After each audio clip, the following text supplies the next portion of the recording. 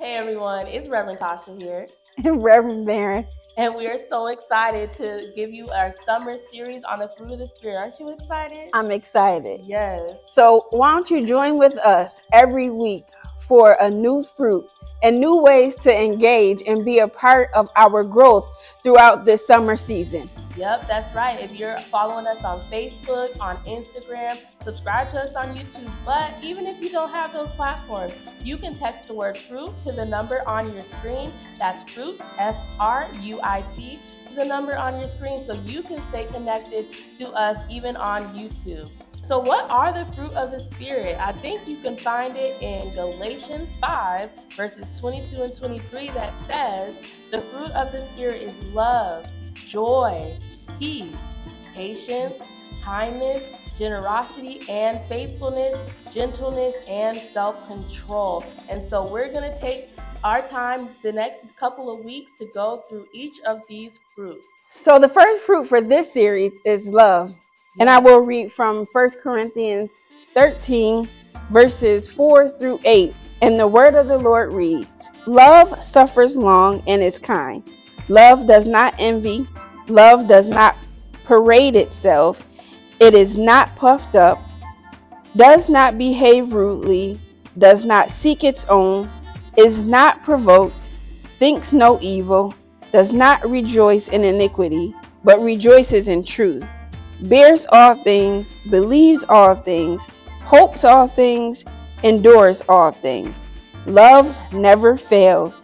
Whether there are prophecies, they will fail. Whether there are tongues, they will cease. Whether there is knowledge, it will vanish away. Wow, what a beautiful scripture to explain love. And what that reminds me of are so many of the times that Jesus exhibited love during his walk on this earth. One of the examples comes from Luke 5:27 through 32. And it talks about when Jesus goes to a tax collector's house to have dinner because he was invited by the tax collector Levi. And the Pharisees, the religious leaders, were so angry, so offended that he would be around anybody who is not like them. So Jesus was able to show the Pharisees, show the world, and show us today that you can be intentional about your love. Jesus came for the lost. Jesus came for the wounded, the sick, everybody, whether they look like you, whether they talk like you, whether they smell like you, whatever it is. He came to be our example, is what he did.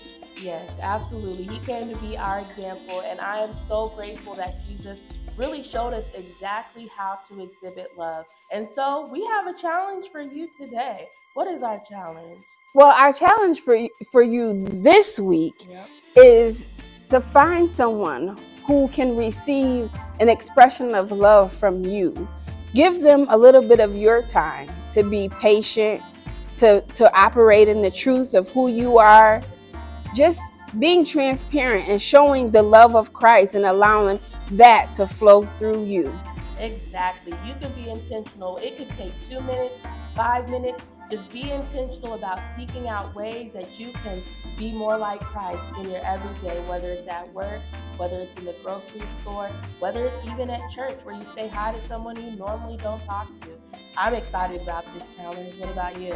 Definitely. Yes. I can't wait to hear what some of the testimonies are also. Absolutely. And what you can do is comment below after you complete this challenge and just share with us a little bit of how you were able to show your expression of love this week.